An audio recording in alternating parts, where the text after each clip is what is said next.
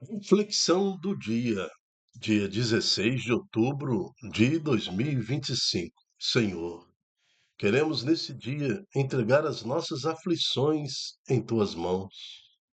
Sabemos, meu Deus, que cabe a um homem sofrer todos os dias as angústias da vida. Não é à toa, meu Deus, que em uma das vossas orações que tu inspirastes à igreja, nos fala para orar neste vale de lágrimas. Então é nesse vale de lágrimas, no nosso sofrimento diário, que queremos invocar o nome poderoso de Jesus. Recaia sobre nós suas bênçãos, a vossa graça, para que, com o Espírito Santo, possamos superar as nossas dificuldades diárias. Dai-nos o pão de cada dia. Dai-nos, Senhor, a vossa presença, a certeza de olhar para o lado e ver, Senhor, vossos anjos combatendo conosco. Nos ajude a superar a doença, as discordâncias familiares. Nos ajude, Senhor, a superar os nossos problemas econômicos, financeiros, no nosso trabalho, Senhor. Ajuda-nos, Senhor, com a vossa presença. Invocamos o nome poderoso de Jesus e o nome poderoso da Santíssima Trindade, quando nós falamos. Estamos reunidos em nome do Pai, do Filho, do Espírito Santo. Amém. 28ª semana do Tempo Comum, quinta-feira, cor litúrgica verde. Santo do dia, Santa Margarida Maria Alacoque, apóstola do coração de Jesus. Lembra do Sagrado Coração de Jesus, né? Todos nós conhecemos esse ícone, esta figura que representa o coração de Jesus. Santa Margarida Maria Alacoque nasceu em uma família muito rica, em 22 de julho de 1647. Seus pais eram católicos fervorosos, mas não o suficiente para admitir que ela, já pequenininha, queria se consagrar a Jesus e virasse uma freira. Então, com muita dificuldade, a família lhe permitiu dar curso a esta vocação, mas ela conseguiu, então, entrar num mosteiro e consagrar-se ao Senhor Jesus. Ela entrou então para a Ordem da Visitação, fundada por São Francisco de Sales. A Santa Maria Alacoque começou a receber visitas de Jesus, que lhe pedia a devoção particular do seu sagrado coração, que lhe aparecia radiante como o sol, como eh, eh, uma chegada admirável, né, do adorável Senhor Jesus, rodeada de espinhos e encimado por tuas orações. Aí nós conhecemos assim este ícone poderoso que é o Sagrado Coração de Jesus. Assim como encontrastes o coração de Jesus em tuas orações, dai a nós mesmo o privilégio da união com Ele e o mesmo amor que tiveste ao nosso Redentor. Neste coração santo encontramos misericórdia e virtude para nós, expiação dos pecados para os afastados de Deus. Amém. Santa Maria Margarida Maria Alacoque, apóstola do coração de Jesus, rogai por nós. E, com a intercessão de Santa Margarida, nós queremos também preparar o nosso coração para ouvir a palavra de Deus. Leitura da Carta de São Paulo aos Romanos. Irmãos, agora sem depender do regime da lei, a justiça de Deus se manifestou, atestada pela lei e pelos profetas. Justiça de Deus é essa que se realiza mediante a fé em Jesus Cristo, para todos os que têm a fé. Pois diante desta justiça não há distinção. Todos pecaram e estão privados da glória de Deus, e a justificação se dá gratuitamente por sua graça realizada em Jesus Cristo. Deus destinou Jesus Cristo a ser, por seu próprio sangue, instrumento de expiação mediante a realidade da fé.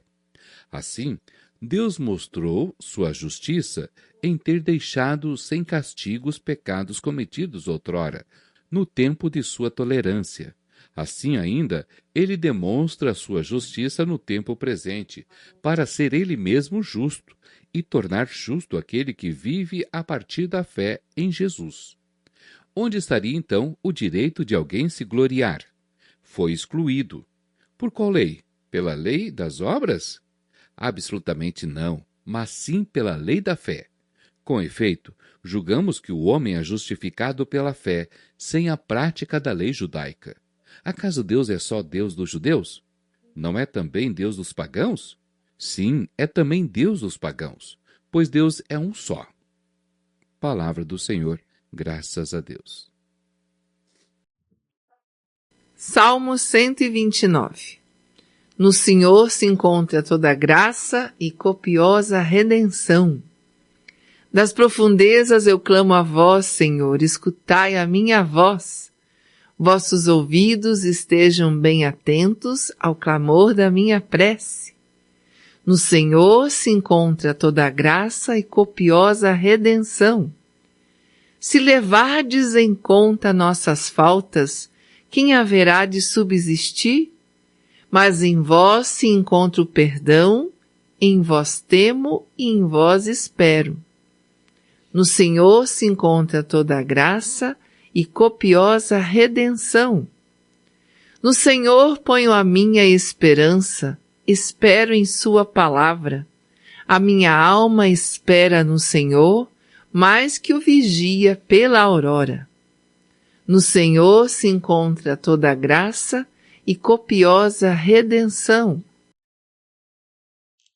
Proclamação do Evangelho de Jesus Cristo segundo Lucas. Naquele tempo disse o Senhor: Ai de vós, porque construís os túmulos dos profetas, no entanto foram vossos pais que os mataram. Com isso, vós sois testemunhas e aprovais as obras de vossos pais, pois eles mataram os profetas e vós construís os túmulos. É por isso que a sabedoria de Deus afirmou: Eu lhes enviarei profetas e apóstolos, e eles matarão e perseguirão alguns deles, a fim de que se peçam contas desta geração, do sangue de todos os profetas derramado desde a criação do mundo, desde o sangue de Abel até o sangue de Zacarias, que foi morto entre o altar e o santuário. Sim, eu vos digo, serão pedidas contas disso a esta geração. Ai de vós, mestres da lei, porque tomastes a chave da ciência, vós mesmos não entrastes e ainda impedistes os que queriam entrar. Quando Jesus saiu dali, os mestres da lei e os fariseus começaram a tratá-lo mal e a provocá-lo sobre muitos pontos. Armavam ciladas para pegá-lo de surpresa, por qualquer palavra que saísse de sua boca. Palavra da salvação. Glória a vós, Senhor. Para entendermos o Evangelho de hoje, é necessário entender a primeira leitura, que já dá uma pista muito grande. Então, versículo 25 de Romanos, capítulo 3, fala assim: Deus destinou Jesus Cristo a ser, por seu próprio sangue, instrumento de expiação, mediante a realidade da fé. Assim, Deus mostrou sua justiça em ter deixado sem castigo os pecados cometidos outrora. Então, até Jesus Cristo, até antes de Jesus, as pessoas morriam. Mas não tinha a possibilidade de ir para o céu, né? Apenas por misericórdia de Deus, assim como as Escrituras deixam bem claro que Moisés foi para o céu, né?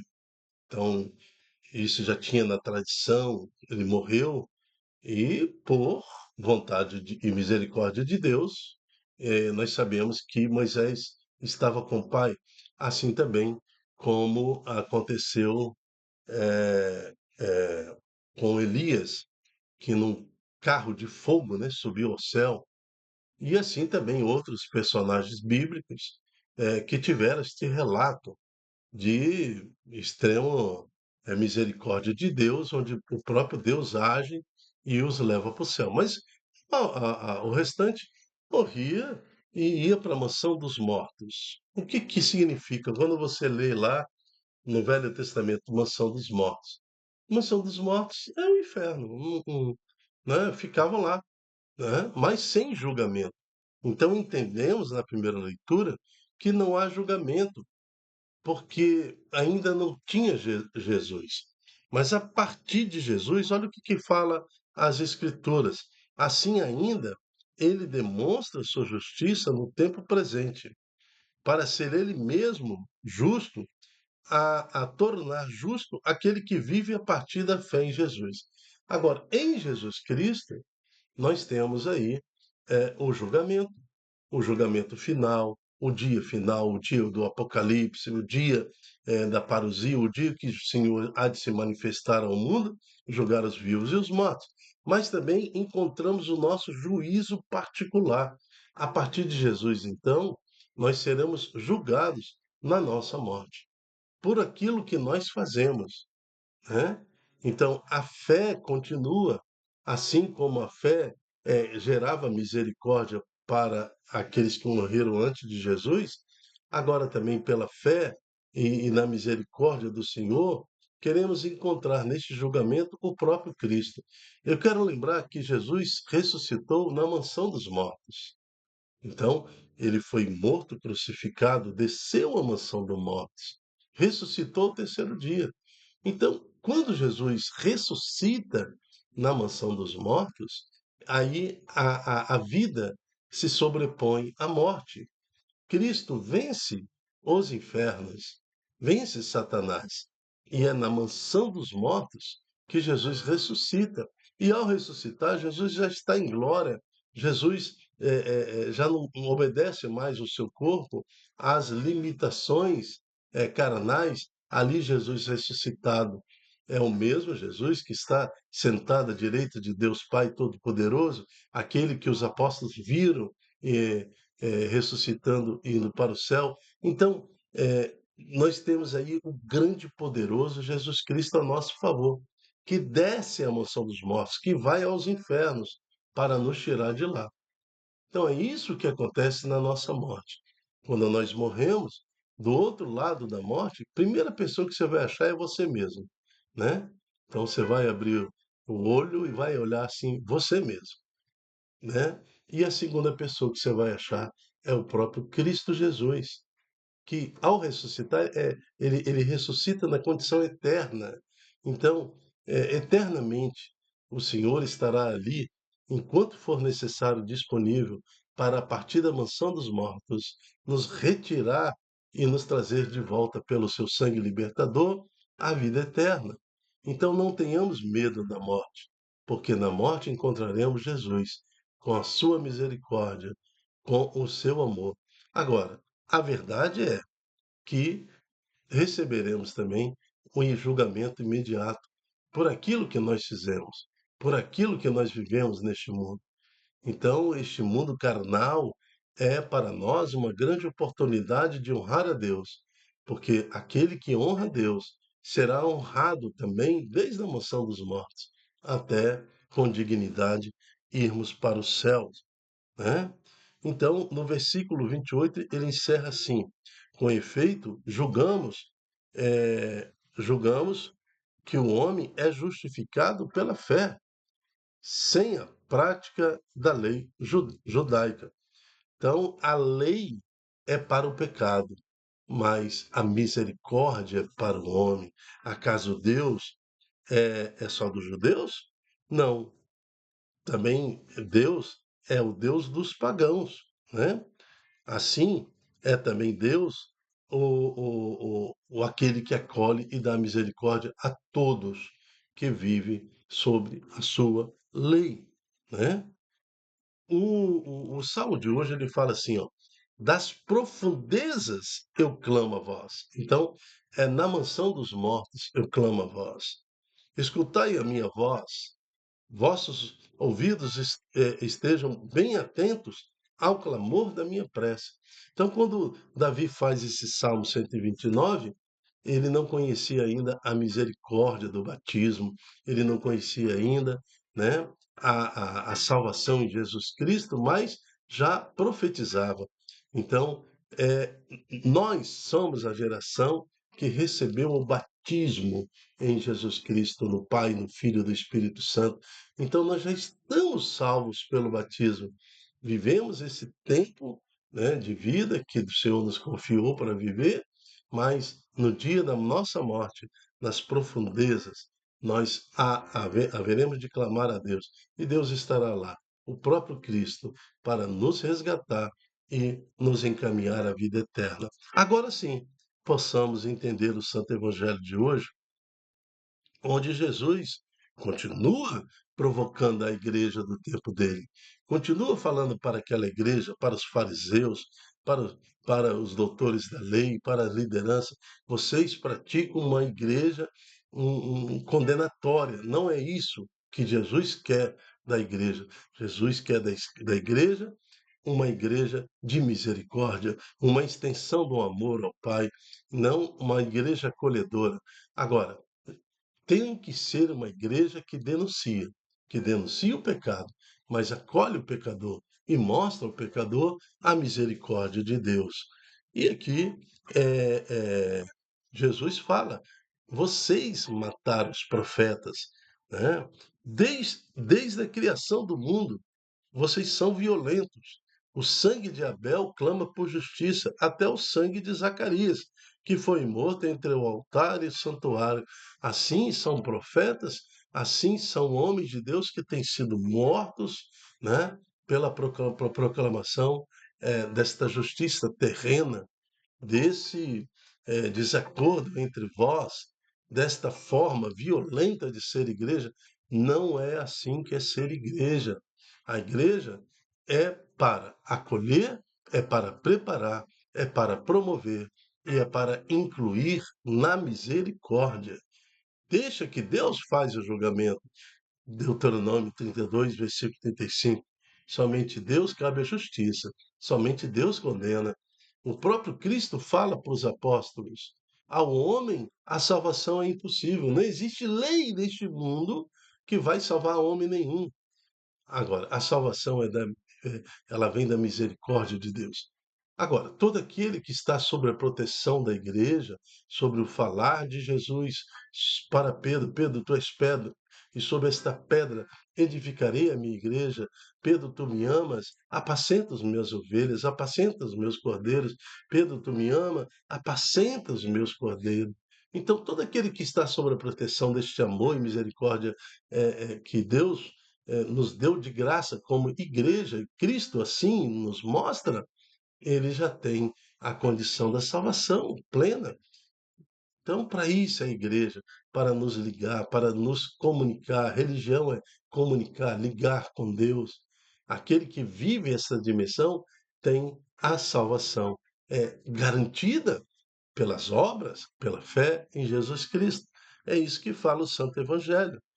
Agora, esta igreja radical, esta igreja condenatória, é a mesma igreja que mata desde Abel até Zacarias. Não é isso que Jesus quer. Ai de vós, mestre da lei, porque tomastes a chave da ciência e controla, como se fosse possível, a chave da salvação. Não é assim. Vós mesmo não entrastes, e ainda impedistes os que queriam entrar, colocando sobre eles leis pesadas. Quando Jesus saiu daí, os mestres da lei, os fariseus, começaram a tratá-lo mal e provocá-lo sobre muitos assuntos. Armavam ciladas para pegá-lo de surpresa, ou seja, para matá-lo, por qualquer palavra que saísse da sua boca. Então, aqui no Evangelho de hoje, nós entendemos a necessidade de sermos uma igreja de vivência em Cristo Jesus, de compreendermos que a lei é para a proteção dos pecados e que a misericórdia ainda é o grande falar de Deus sobre nós, sobre a igreja. Senhor, abençoa o nosso Papa, nossos bispos, nosso clero, padres, né, os vigários, os diáconos e todo leigo consagrado e não consagrado, para que possamos sempre anunciar com misericórdia a vossa palavra. Amém. E que Santa Margarida, Maria Lacoque, possa então interceder por nós e revelar para nós o coração misericordioso de Jesus. Amém. Eu me chamo Dilton Góes, o nosso projeto chama-se Há de Mim Se Não Evangelizar. E a reflexão do dia faz parte desse projeto, este programa que quer revelar, né, todos os dias para nós, é a nossa intenção, revelar as misericórdias, né? Todo o conteúdo que tem na palavra, através do Salmo, Santo do Dia, primeira leitura, segunda, o Santo Evangelho. E hoje Deus vem nos pedir para sermos misericordiosos um com os outros e para que possamos revelar através das nossas atitudes que já vivemos com antecipação esta misericórdia de Deus, que possamos nos amar como irmãos em Cristo Jesus. Amém. Até a próxima, se Deus quiser. Tchau, tchau.